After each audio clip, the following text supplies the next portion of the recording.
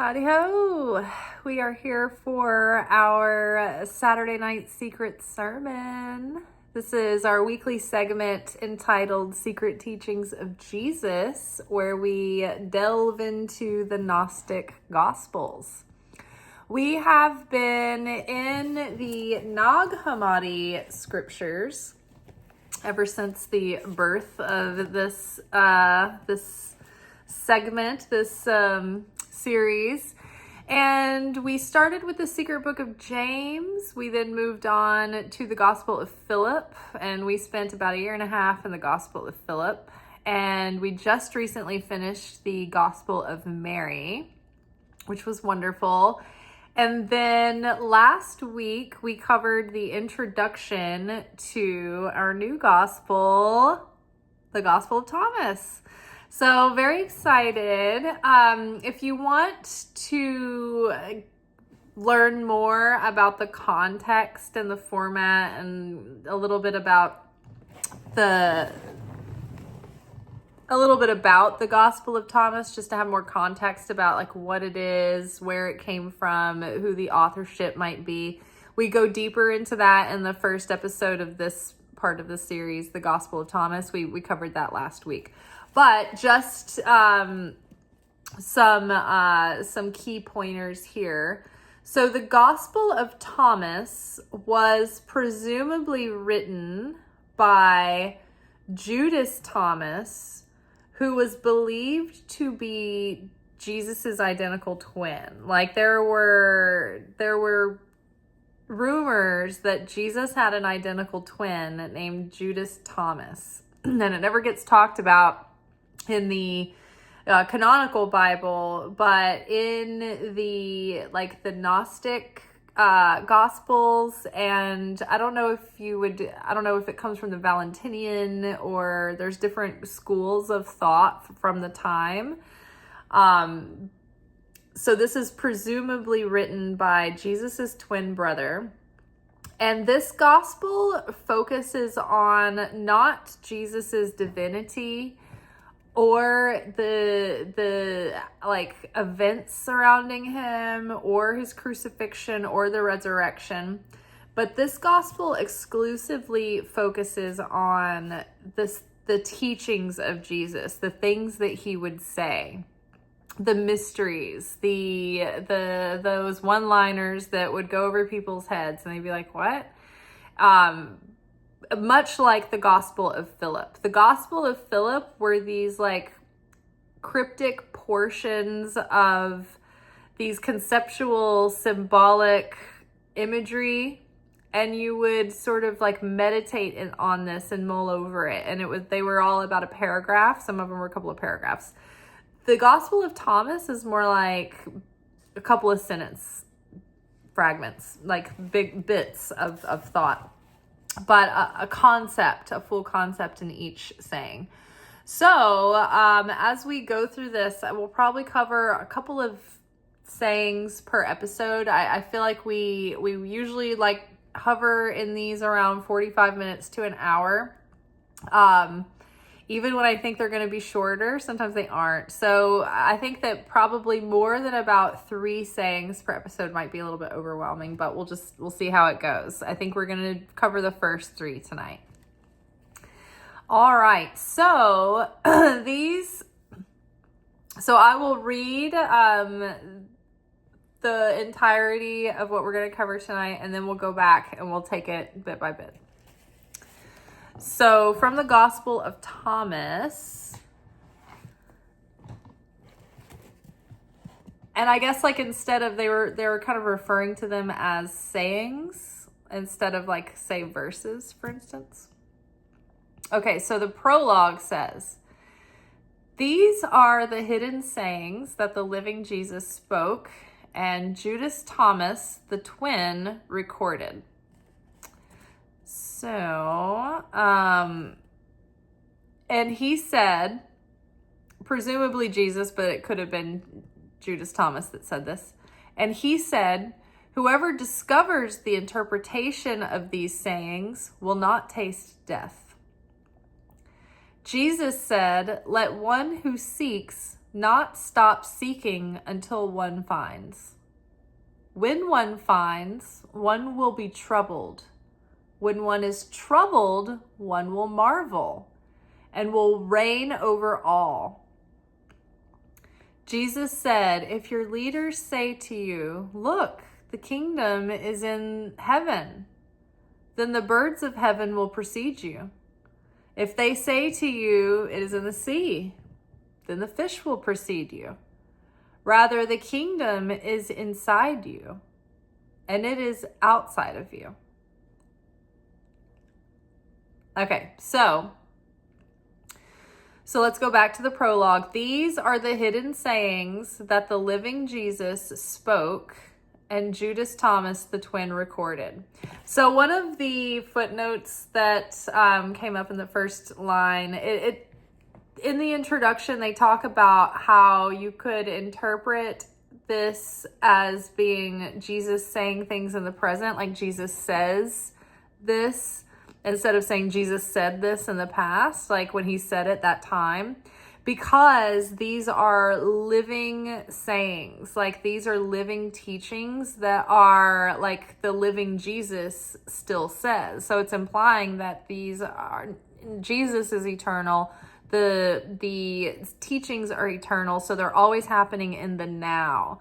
But in order for comfort in reading, they have put them in like past tense, but the implication should be assumed that Jesus is living and these things are still sayings that Jesus would say. So these are the hidden sayings that the living Jesus spoke and Judas Thomas, the twin, recorded. And he said, whoever discovers the interpretation of these sayings will not taste death. Jesus said, let one who seeks not stop seeking until one finds. When one finds, one will be troubled. When one is troubled, one will marvel and will reign over all. Jesus said, if your leaders say to you, look, the kingdom is in heaven, then the birds of heaven will precede you. If they say to you, it is in the sea, then the fish will precede you. Rather, the kingdom is inside you, and it is outside you. Okay. So, these are the hidden sayings that living Jesus spoke.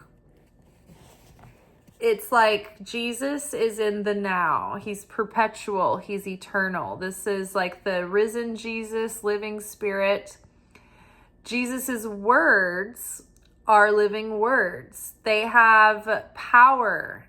They're not just words that meant something and gave an idea. These words have power in them.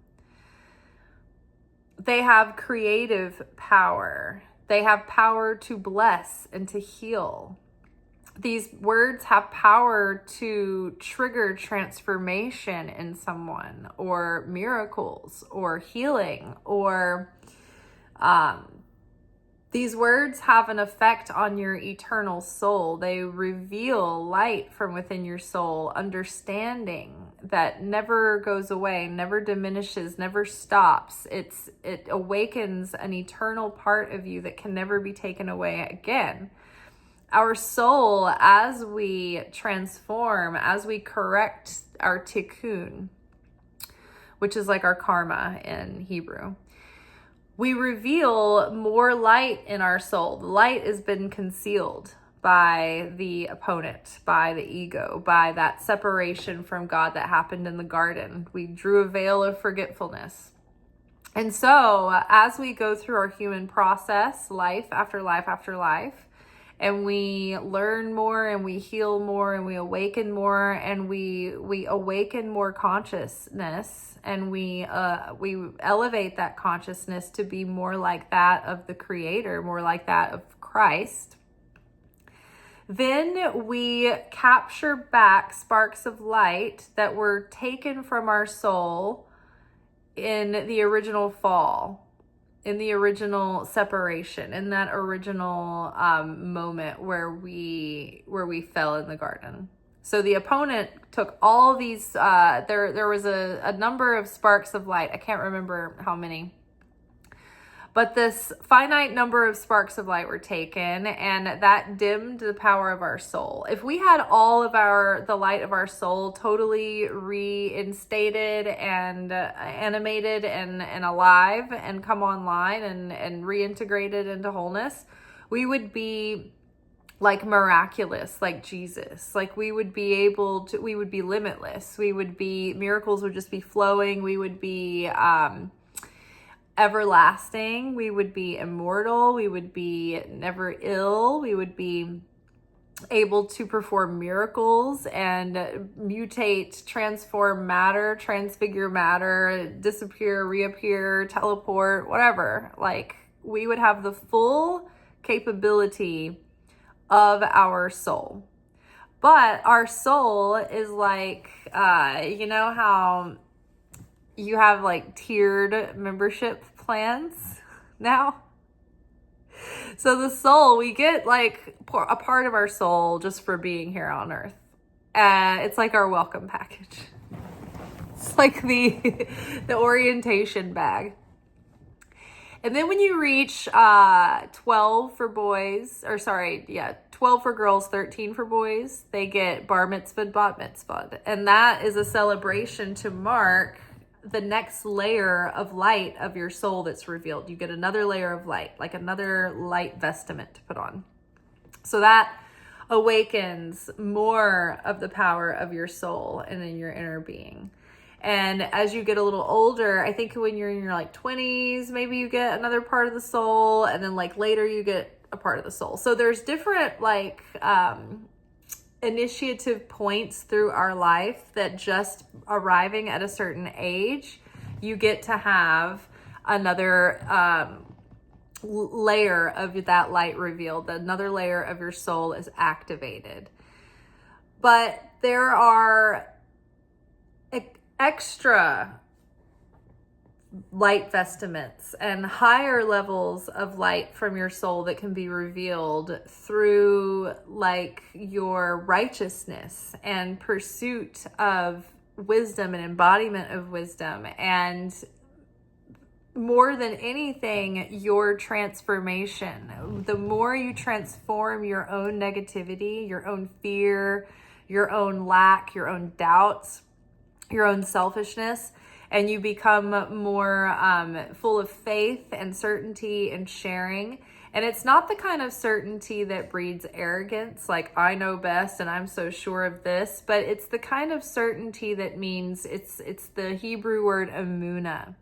It's a quality of faith that is faith beyond reason, faith beyond logic, right? Like it doesn't matter, you know what the doctor said, you know what the financial projectionist said, you know what the consultant said that came in. All right, we know. But I have something inside of me that knows that God's leading me in this direction and that it's going to be okay.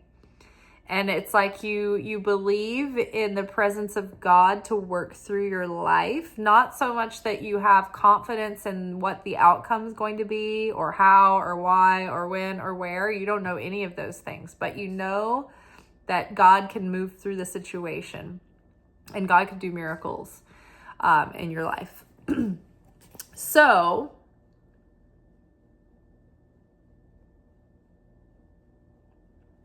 So we go through a process to awaken this light to be revealed in our soul, and that activates our abilities, right? Because like when you look back through the Bible and through history and you hear about these saints or these righteous souls, and they had like all these miracles happening around them, or they were able to perform healings or these like supernatural things, it's because of the fact that they had activated that light within them, and that great light was revealed. And it was probably through their struggle and through overcoming their struggle, through overcoming fear and temptation and all kinds of things, that all the trials and tribulations that we all face as human beings.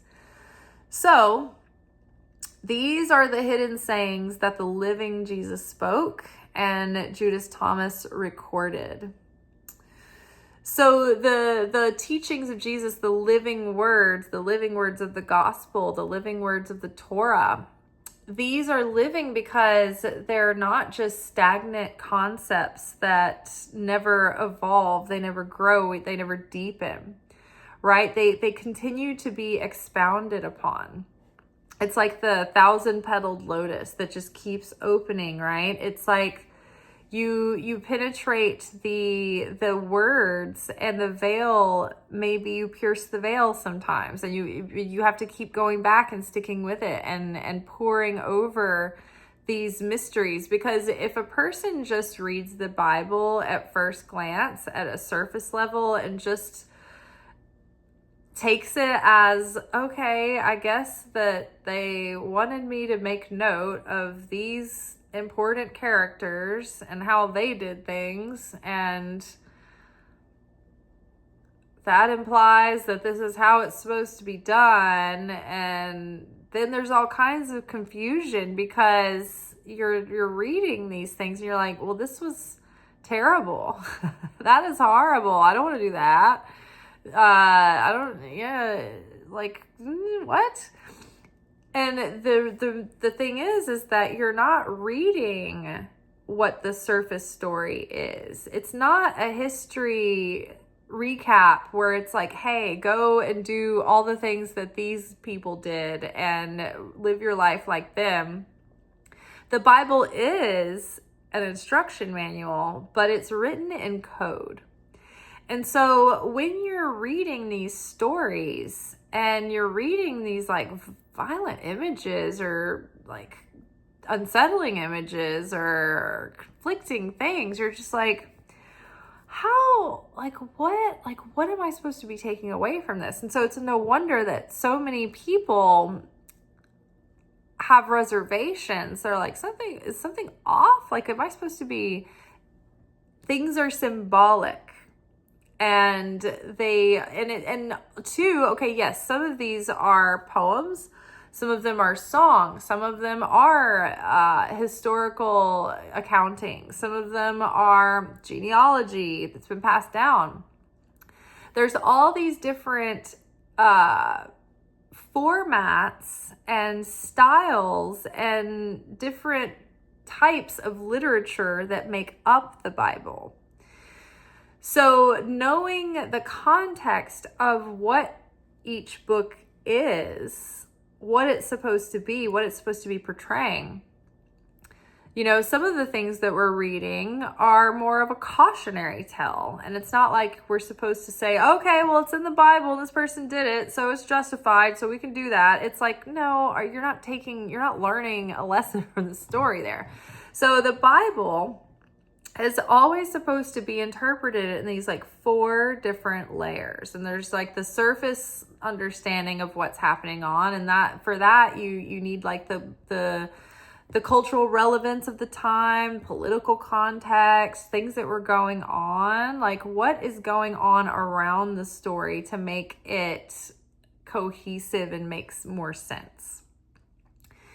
Then ask yourself like, okay, what are they choosing?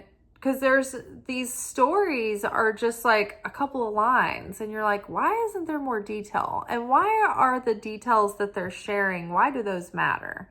They do matter. There's always like a symbolic thing happening under the surface. It's like, you know, how we are in the material world and we're in the waking world, but when we go to sleep, we have dreams. And when we have those dreams, they're not a literal, they're not like a literal retelling. And they're not like watching our memories from the day. They're like this collection of symbolic images and messages that don't mean what they look like. And that's the same as the Bible. The Bible, when we read the Bible, we should almost look at it like it's a dream that we're interpreting. not taking it as just a literal, straightforward, like, this is how you do it kind of thing, right? So we're looking at the surface context, and then we look at what's the moral of the story, what's the lesson here, what should we be drawing or taking away from this?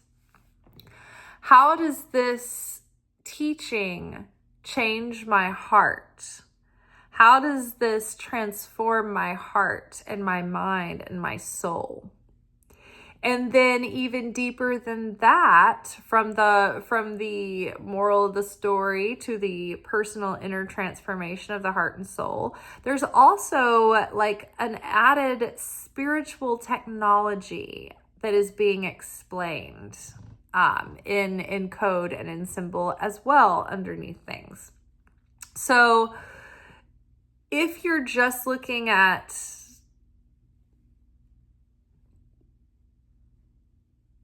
the cover of the story, like, okay, so there's this writing in the Zohar that says that only a fool would look at a person and look at their clothing and then say, okay, that's it. I know everything about the person. I've seen their clothes. Like, I know them deeply. I've seen their clothes. Like, I know who they are because I've seen their outer clothing.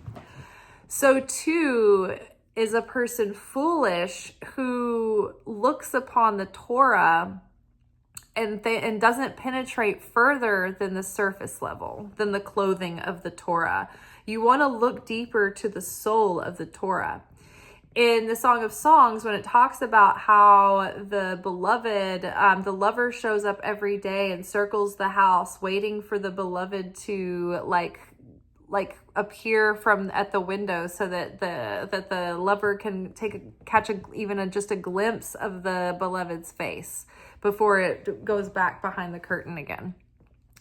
That is the description of the student who approaches the Torah with all their heart, and that nothing is revealed at first, but when they keep on coming back to it, and they keep coming back to it, they keep coming back to it, because they love it so much, because it's so, because they want to penetrate the mystery.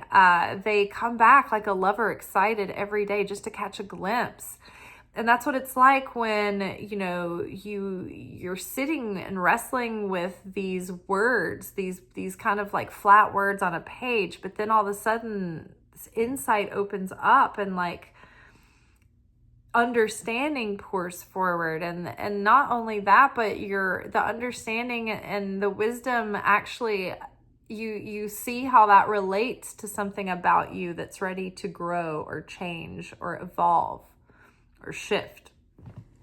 Something in you that's being nourished and tended to and cultivated. So these are the hidden sayings that the living Jesus spoke and Judas Thomas the twin recorded. And he said, whoever discovers the interpretation of these sayings will not taste death. So these sayings, the mysteries, the teachings of Jesus, this is what gives everlasting life, because in the afterlife, when we go through the gates and we go through the passageways, it's the light that we've awakened in our soul and the soul's preparedness to navigate these challenges and to meet these gatekeepers. It's like the more wisdom and understanding that the soul has, the more equipped the soul is for the life after this one, the passage through going through the stages and the realms.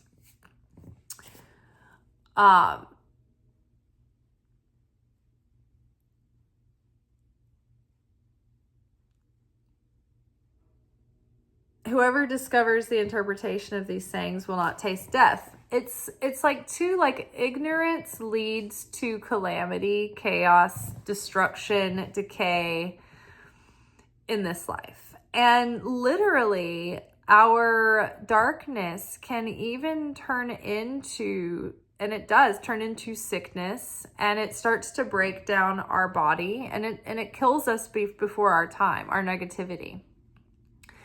Our hatred for others takes years off our life. When we have Lashon Haron, evil tongue, you guys remember, I can never remember how to say that properly.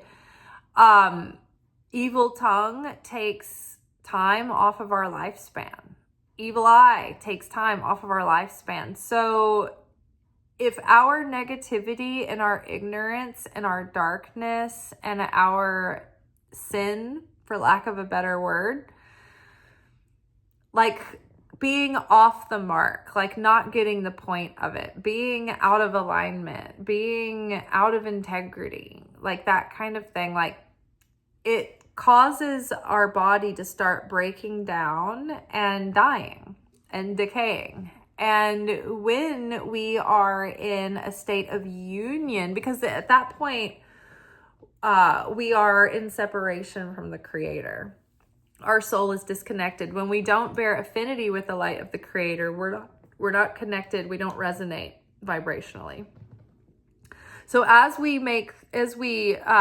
prepare the vessel, as we cultivate the soul to be more like the Creator, as we grow our consciousness and cultivate our consciousness to be more like that of the Creator, then we draw close to the Creator. And the more we bear the image of God in human form, which would be the model of Christ.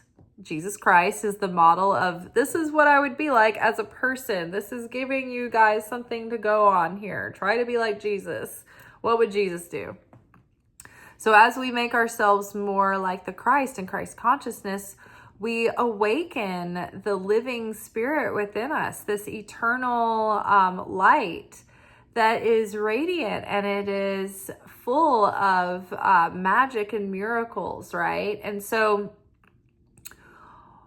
when we bear affinity with the Creator, we draw close in our connection, and that creates miracles. The more unified and one we are with one another, that creates miracles. That creates healing. The Israelites, when they were at Mount Sinai, and I think that they had 40 days straight where they were in total unity, and they were not in division or separation, and they were getting along, and they had faith, and they were like, they've seen miracles, and they were like, yeah, we're all in this together, we're about it. And they were unified.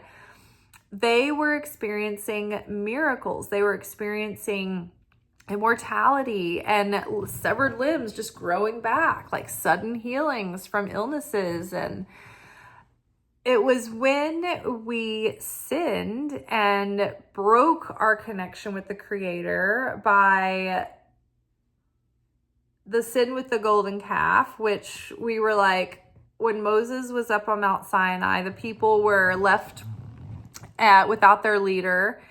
And they were freaking out. They had all these issues, all these problems. And long story short, they ended up casting an idol out of gold. And it was a calf. And it was, I guess, representing Baal at the time. And so they were caught red-handed. And God was like, how can you build an idol that is fake, that you made, that has no power in it? And I have just parted the Red Sea for you, and I've helped you make your exodus out of slavery. Like, I'm real, but you can't see me, but you are too squeamish about not being able to see me. So they wanted something they could feel, hear, taste, touch, something they could talk to, because the abstractness of the formlessness of God was too, they couldn't, it wasn't material enough for them. And so they sinned against God with the golden calf by worshiping this idol. And then they were struck with ailments and calamity and chaos and their sickness and infirmity.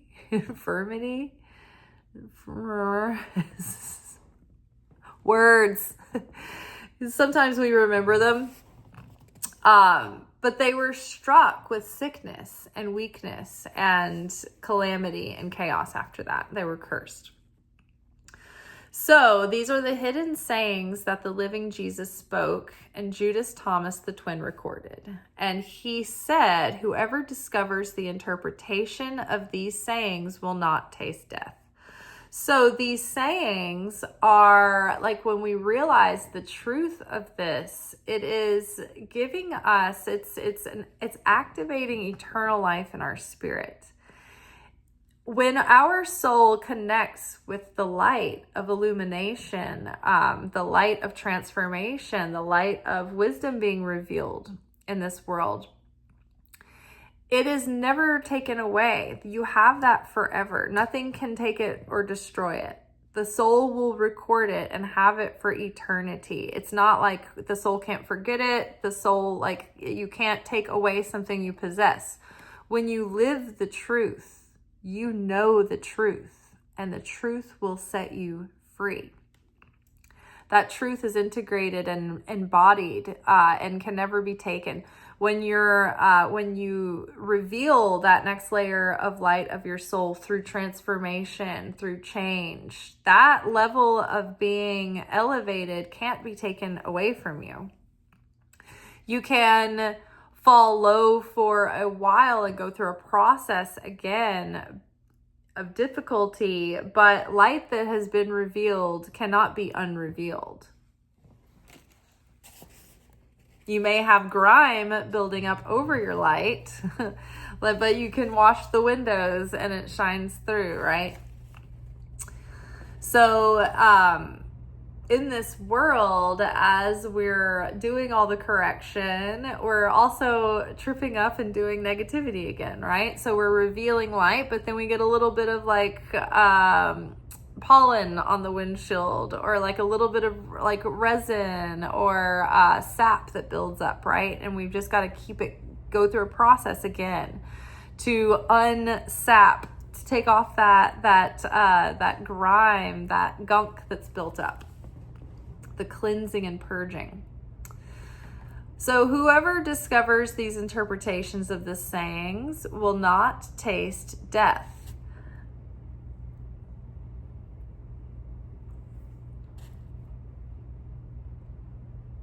And I think too, like in this world, what we experience in our waking life in this incarnation, it's like once we understand these sayings, it unlocks this kind of wisdom that then if we can embody this and transform and take on the yoke of this kind of consciousness, then it alleviates a lot of our suffering in the world. Just moving through earth and life on earth and being in the material realm is heavy. And there's toil and burden attached to it. And there's pain and sorrow and death. And when we are full of anger and judgment and shame and guilt and all of, the myriad of lower vibration emotions, negative emotions, it's miserable. And then we're generating vibrationally more experiences that reflect back that. And then we're kind of whipping up more chaos and more process that we have to go through to peel off that negativity, those layers of darkness. So even just our waking experience becomes lifted and elevated through our illumination and like the awakening of our consciousness. Without it, we're tripping up into our own self-made booby traps. We're falling into the same cycles and patterns of chaos that keep repeating over and over and over again. So when we have these revelations and we can embody those revelations, we break the cycle and we get off of that track that just keeps taking us round and round and round, the same patterns, the same experiences, the same pain, the same suffering, the same difficulty. You can surrender, you can trust more, you can be at ease and at inner peace and harmony. So then Jesus said, let one who seeks not stop seeking until one finds. When one finds, one will be troubled. When one is troubled, one will marvel and will reign over all. So Jesus said, let one who seeks not stop seeking until one finds. Jesus wanted proactive disciples and followers. He wanted people to make an effort. He didn't want people to just be spoon-fed by him and take it at face value and leave it at that. He wanted people to be proactive students, digging deeper, wanting to reveal more light, wanting to embody that and go further and further and further. So I remember my Kabbalah teacher, David, used to say, I mean, I'm sure he still says it, but he says, and I'm sure that some other erudite teacher or a rabbi or a Rav have had said that before him. But it's something, a wisdom secret that the Kabbalists share, that when you're like learning something as a student, it's a good sign if you're struck with like confusion, like if you're like totally befuddled, like the information that you're reading, you're like, whoa, I can't understand what this means. Like, what does it mean? Like, what is it saying? Like, it's good that when you hit something that makes you struggle and strain against it and have to wrestle and like work over and chew these concepts and really digest them.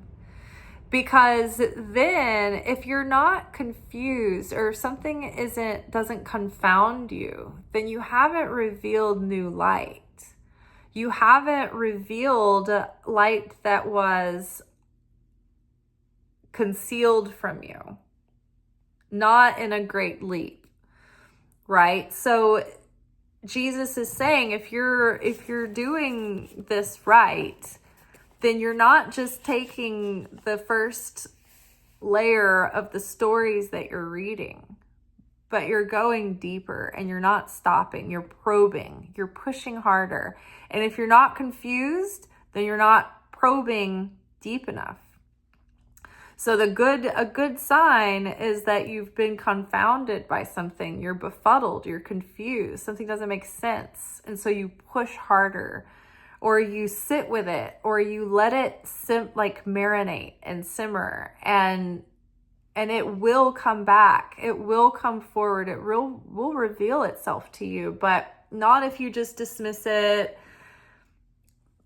pass right over it, go into ADHD mode and read 14 pages and not remember anything you read. But Jesus wants us, like the lover and the beloved from the Song of Songs, to show up at the beloved's window every day, just circling the perimeter, hoping for a glance. We show up, we don't necessarily expect, and think about that. Think about every day going and being so excited to just get a glimpse of your beloved's face. It's not even saying that the beloved's going to come down and hang out. You're going to go out for drinks. It's just like you get a little glimpse,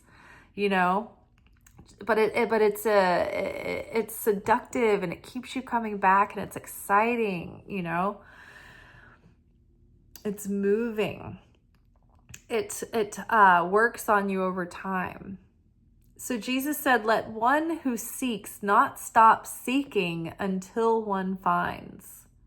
When one finds, one will be troubled. That's what it means to be troubled, to be confused, to be befuddled. What? What do you mean? Lot and his daughters escaped into the mountains and they got their dad drunk and raped him. What does it mean you can sell your daughter into slavery? It means when you first of all, in the Torah, when it's talking about feminine or females or daughters or the woman beloved, that feminine character archetype is referring to the soul. So it's when it's saying like, don't sell your soul into slavery and not free it, like don't leave your soul enslaved throughout an entire lifetime. By the end of your lifetime, before you leave this earth, be freed, awaken, right? Wake up to the truth of who you are so that you are set free as a soul, right? When it's talking about selling your daughter into slavery, it's talking about selling your soul, right? Look at the world that we live in now. Look at the people that are in charge of the things that are going on all over the place. Like, you see people who have awakened the light in their soul and they're fighting for good. They're fighting for humanity. They're fighting for each other. They're fighting for Jesus's real truth. Even I just was I was like scrolling through real quick on Instagram, and this guy that I followed from Gaza is there, and he's like, I don't want to say anything because I'm a Muslim, but I can't not say anything anymore. But all these people laying hands on Donald Trump in the Oval Office, pretending to be Christian, and then going out and praying that they'll be successful in slaughtering, innocent people. He's like, this is not, I mean, I have exaggerated his words more than he did, but I mean, and I agree with him. I'm just like impassioned by this point. He's like, you're not a Christian. He's like, I've read the Bible. The Bible says to love your enemies, not to, like, none of this. Like, and it's like, yes, thank you. You're exactly right. Like, we're all thinking this too. We're all saying this too. This isn't real. This isn't real Christianity. This is false prophecy. This is wolves in sheep's clothing. This is weaponizing anything that they can get their hands on. This is why it is so dangerous not to be literate when you read the Bible, because people who want to have their hatred and prejudice justified love it when people in charge give them cherry-picked portions of scripture without any context, and they're like, here, see, look, this is what it says. So yeah, no, the Bible's not saying you should sell your daughter into slavery, or it's not talking about selling daughters into slavery. It's talking about, are you selling your soul? Are you selling your soul to be enslaved to this material realm and these material pursuits and these material temporary values? Are you giving up your eternal inheritance for this temporary gratification? And we see the example of this great whore in action right now in this perverse, violent, greed-driven perversion, madness, like evil. I mean, over the past few months, the amount of information and like behind the scenes, in the shadows, horrendous, nightmarish things that are coming out, it makes all of this make perfect sense when you read it and you hear about the problems that they were up against with the empire and with greed and with violent tyrants in charge, and the warnings of how pursuit and treasure of the wrong thing, like misplaced, is so destructive. It leads to death. The wages of sin are death. Look at the world right now. 17 countries are dragged into a violent war for like nothing but to propel the agenda of a few corrupt, evil people.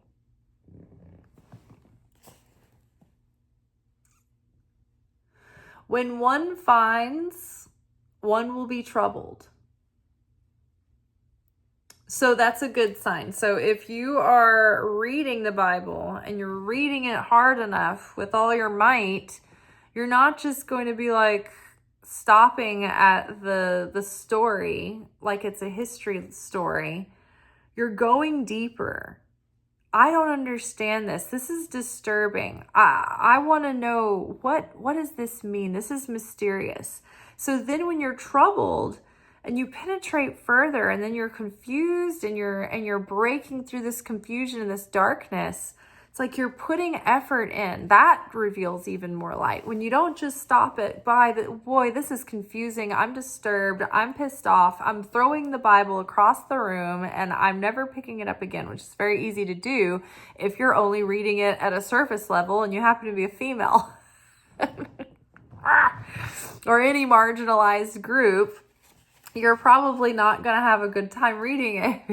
You're just reading the surface, right? So one who seeks, let one who seeks not stop seeking until one finds. When one finds, one will be troubled. When one is troubled, one will marvel and will reign over all. So once you get past that, I'm troubled, I'm confused, let's go further. Then when the light starts piercing, when you start to see, little insights, little nuggets, little symbols, and then you start making the connection. They talk about this here, and they talk about it there, they talk about it there. I can see the through line now. I can see how this all connects. Oh my gosh, I understand more about that symbol. And if that implies that, then oh my gosh, that is so moving. That is not at all what I just read 10 minutes ago. You know what I mean? So then you marvel. You're like, wow. And then when you start to perceive the hidden meanings, and then when you start to understand how layered all of these references are through the whole Bible and these hidden meanings everywhere, you're just like, wow. The whole thing is just miraculous. The Hebrew letters themselves have miraculous, magical, creative quality to them. And then the words themselves, combined with the letters, have their own essence. The words invoke a certain vibrational signature. And then the numerological, like the numerical value of each letter. And then the groupings of these letters and words, the words have numerical values. And those, when you start understanding that certain words share the same numerical value, then they share an energy signature. They share something vibrationally alike. And so there you get even more. That's why I am all about not taking any translation very seriously unless I know where it came from, why, and really, I'm really only interested in the Aramaic, the Hebrew, direct literal translation, because the words that were chosen in the Hebrew language to write the original manuscripts of these Bibles before they were translated back and forth between Greek and Aramaic and Syriac and all these, the Hebrew words, it's called gematria. Each letter has a numerical value, just like in numerology. It's a little bit different, but same general concept. Each letter has its own numerical value. And when you combine those letters into words, the word itself has its own numerical value. And then you might notice once you start noticing Hebrew, or looking for things in Hebrew, you might notice that the spelling is different sometimes. Sometimes it's this spelling, sometimes it's that spelling. Because when you give something an extra letter or take that letter away, that then changes the word's gematria or its numerical value to make a reference to something else. So there is layers of hidden code in the imagery. There are layers of hidden code in the mathematics. It's insane. So even just starting to understand what you're actually dealing with as you are penetrating the wisdom in the words of the page, you marvel. You're like, wow, how does it do this? How does it do this? No one can just sit and think, oh, okay, word after word after word, this word's gonna have this numerical value, so I'll use this word. It's like the spirit is moving through and has so much genius.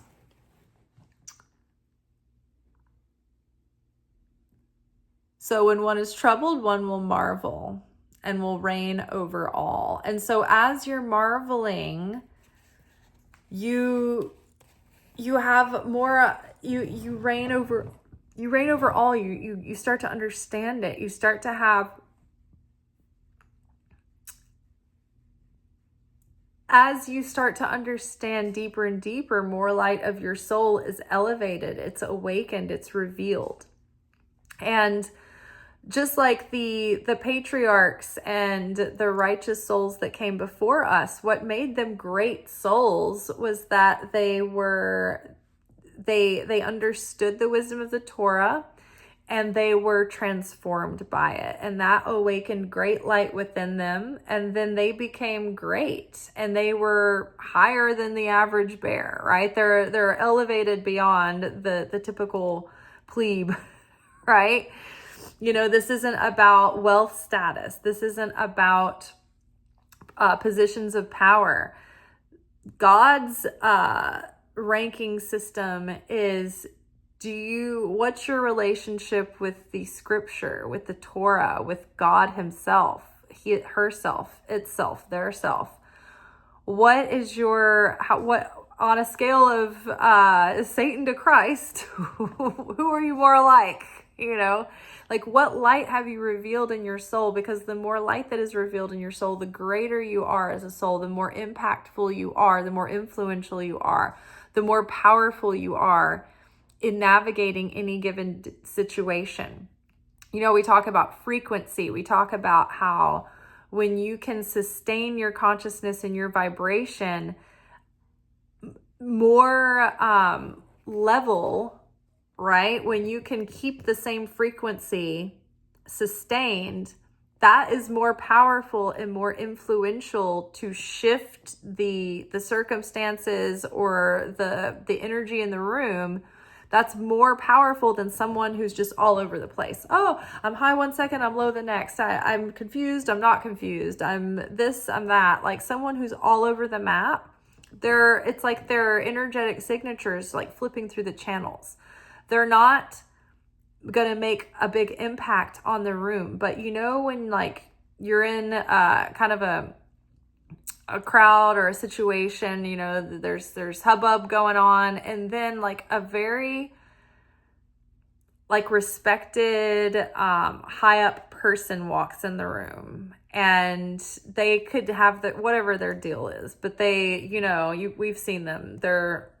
This person is branded. They have something going on. And it's like their energetic signature speaks for itself when they walk in the room, right? Because they're of one, you know, they're solid. Their energy speaks for itself, and they don't have to make a big deal. They don't have to be the person standing and telling everybody about all their accomplishments and achievements. It's just that when this person comes in, people notice. They know, they feel a difference in the energy. This person can be impactful, and they can, you know, be a very influential leader. They can come in and say like, oh, you know, we need this done. We need this done. Can we have this? Can you help me with this? And everybody's like, yes, please. Let's do this. do what the energetic person says with the strong energy, right? So that is what it means by like reigning over. Like, we are servants of God, and the more that we become like God in God's image, the more that we have this light awakened in us that is influential in any given situation. If we reveal enough light, maybe we can help people heal. Maybe we can help people, go on along their own process, right? I mean, there are righteous souls that could like whisper animals and like have an effect on nature and like things to that degree, right? So it's like even more so than just being a person who can walk into a room and shift the energy. Think about like Moses when he parted the sea, right? Reign over all. Because Moses had the wisdom. God gave Moses the Kabbalah, right? There were certain patriarchs through time that were given the Kabbalah directly from God. They didn't have a teacher to hand it down to them, but the wisdom was passed down generation orally through like a tiny few students there would be like one in each village that was an apprentice to a Kabbalist or whatever. And so that deep wisdom survived through the ages, literally from teacher to student.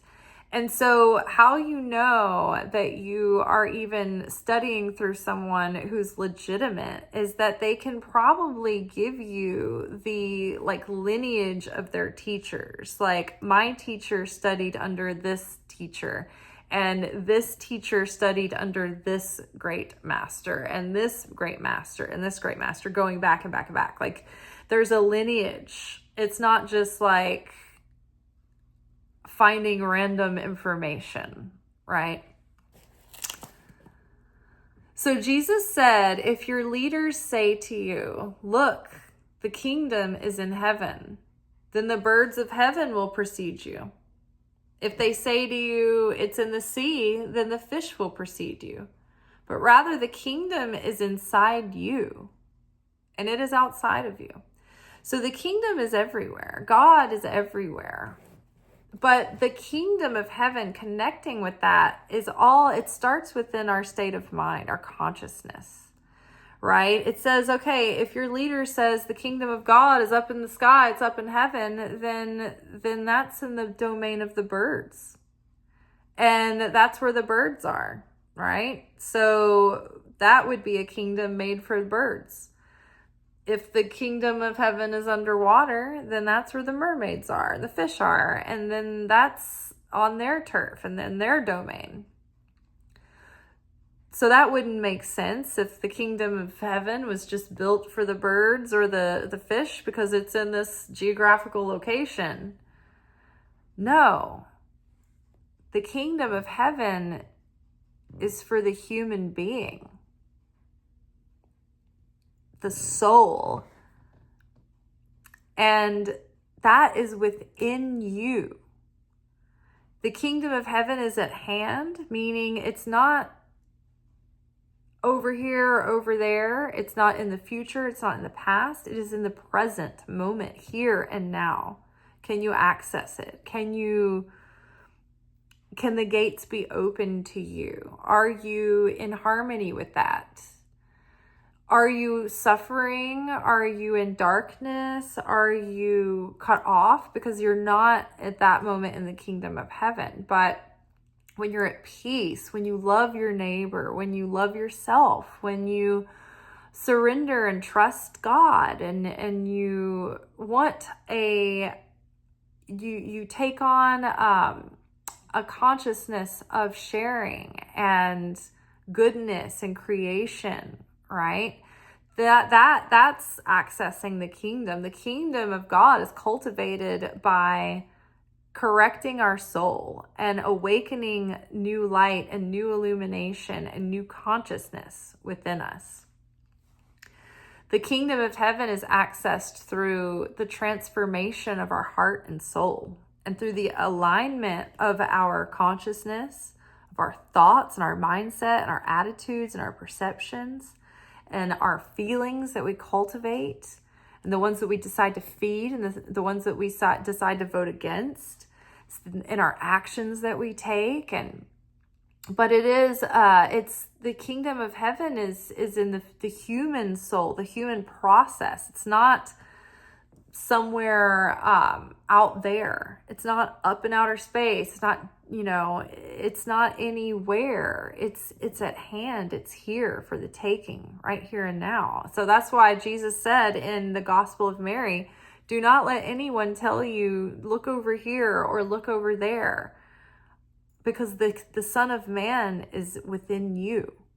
The kingdom of heaven is within you. Jesus said, if your leaders say to you, look, the kingdom is in heaven, then the birds of heaven will precede you. Right? Because the birds are the stewards of the realm of the sky, right? And the fish are the stewards of the realm of the sea, right? They're the citizens of the sea. The realm of the earth, the realm of creation, where God created man so that he would have a beloved, the soul, right?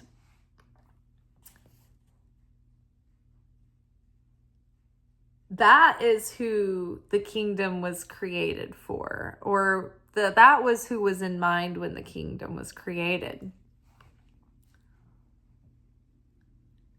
Jesus said, if your leaders say to you, look, because yes, the birds and the fish were created first.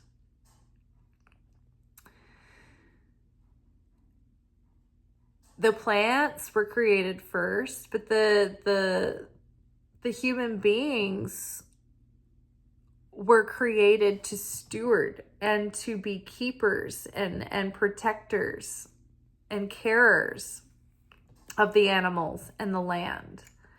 The animals don't have to go through a process to elevate the soul to be in union with God. The animals have instincts and they go by their instincts. They don't have like a deep process. Like, yes, domesticated animals can show affection, for a person. And animals have feelings. They have affection for one another. But they don't have like the same human soul and spirit that we have. The level of consciousness, the level of process that we have to go through in our life. The animals don't have an ego that's acting out in disobedience of God. The animals obey God. They do their thing. They show up, they fulfill their purpose. They're not in rebellion of that. We have free will. Like, even the angels don't have free will. They're made for a purpose, and they kind of stick with that purpose. They're a one-track energy, and they are made for that purpose, for that cause.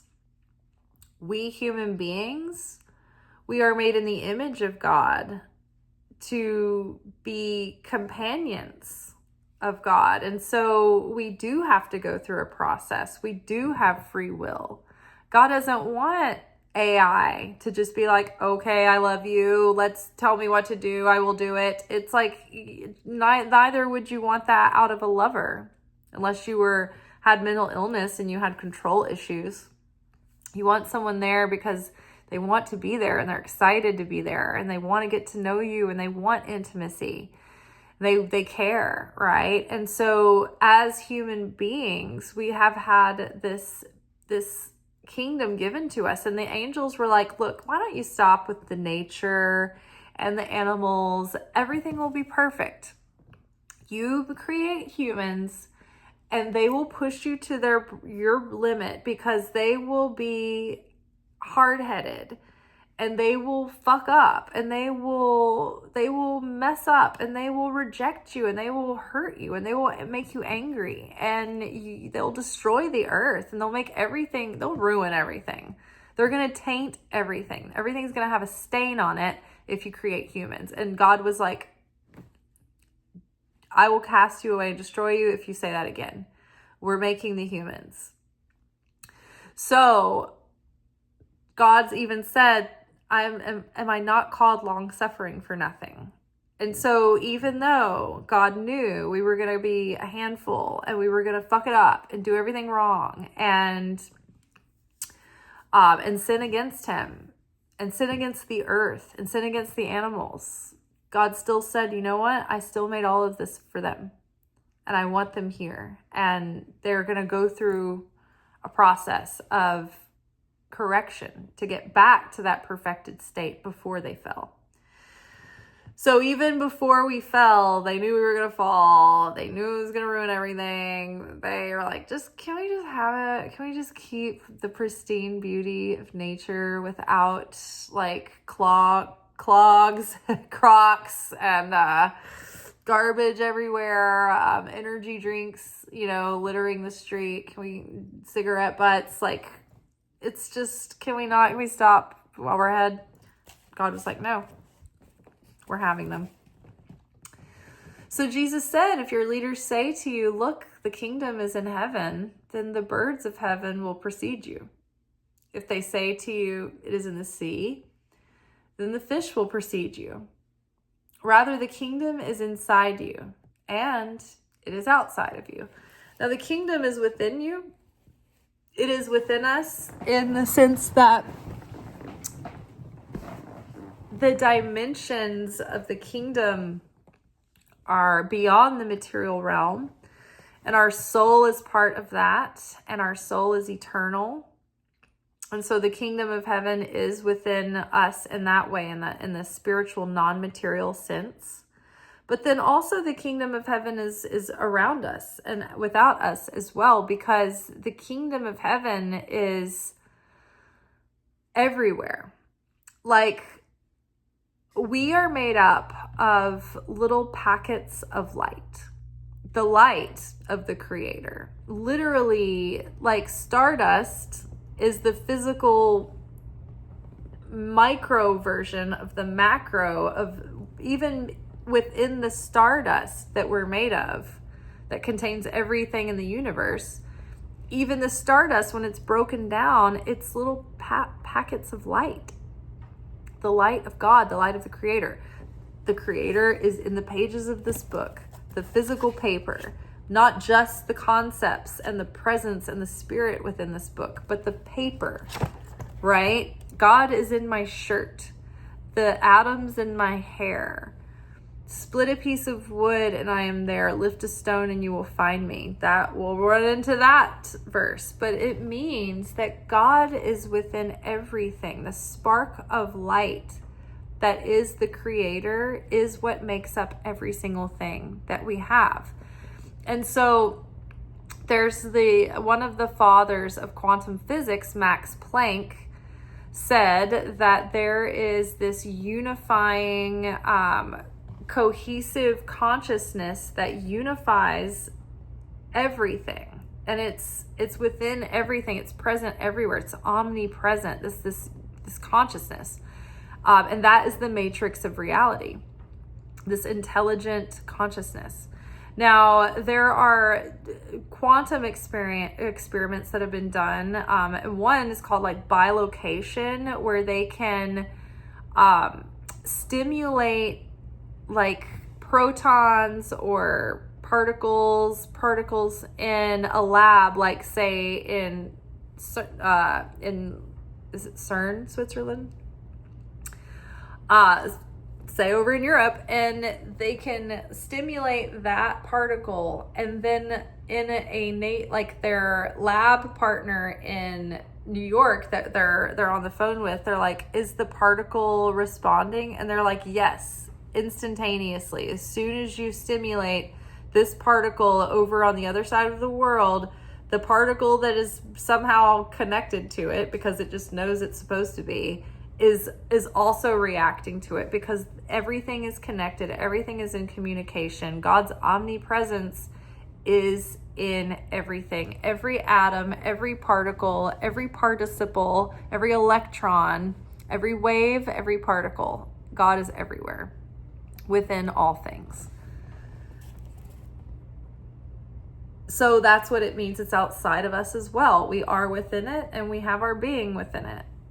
We live and move and have our being within that. Okay, now there are 2 more footnotes here, so I'm gonna see what those are, if they were significant. Sometimes it's just like, hey, there's more references to this in this other book, or this, that. Sometimes, though, it explains something deeper. So it says,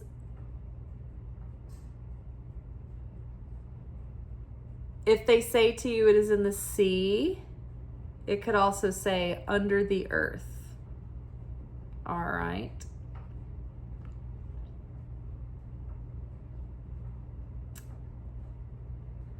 And the other one is just a series of references. Gospel of Thomas, the Manichaean Psalm Book of 160, and 113. Okay.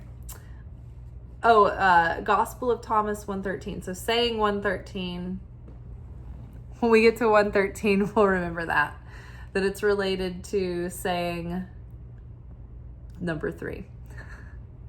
All right, you all, I'm going to read this passage all together one more time, and then we'll be finished for tonight. So these are the sayings that the living Jesus spoke, and Judas Thomas the twin recorded. And he said, whoever discovers the interpretation of these sayings will not taste death. Jesus said, let one who seeks not stop seeking until one finds. When one finds, one will be troubled. When one is troubled, one will marvel and will reign over all. Jesus said, if your leaders say to you, look, the kingdom is in heaven, then the birds of heaven will precede you. If they say to you, it is in the sea, then the fish will precede you. Like, the fish will be higher than you. The birds will be higher than you. But we are the highest beings on earth. We are the beings that share affinity with the Creator. We are the speaking kingdom. There's the mineral kingdom, the plant kingdom, the animal kingdom, and not the human kingdom, the speaking kingdom. Because this power of speech is the thing that we have in common with the Creator that the other kingdoms do not. That's what elevates us above the others. One of the things. So when one finds, one will be troubled. When one is troubled, one will marvel, and one will reign over all. Jesus said, if your leaders say to you, look, the kingdom is in heaven, then the birds of heaven will precede you. If they say to you, it is in the sea, then the fish will precede you. Rather, the kingdom is inside you, and it is outside of you. Sleepy times, hungry, starving. That is all for tonight, you guys. That was fun. I'm excited to continue on through the Gospel of Thomas. Yes, very exciting. If you're into stuff like this, you have plenty of videos to watch. Secret Teachings of Jesus probably has like over 100 videos, maybe about 150. We did spend quite a while in the Gospel of Philip. That's because we took each portion and made it its own episode and really went into depth about that. And then recently, the Gospel of Mary is so poignant and relevant for this time. So get in there, check out the playlist if you haven't. If you're new to the channel, welcome. If you're just finding this video for the first time, come on, subscribe. You'll love it. We have fun. And then sometimes we cry, and then sometimes we're enraged. And then I say we, but it's me talking to myself and my camera. But you all are there, and I know you are because you comment to me. And I know that I'm not talking into a vacuum. And I'm excited by the comments. I love them. I get very excited. And we've had a bunch of new subscribers recently, guys. So yay! Just when I think I can't go another further. We get some subscribers, get a little growth, get a little hope. All right, you all, that's all for tonight. We'll be back together tomorrow for our weekly energy oracle forecast, where we will be looking at the energetic weather of the week ahead. It's like the spiritual weather that we will be living and moving and having our being in. Till then, peace be with you and peace on earth. Ciao.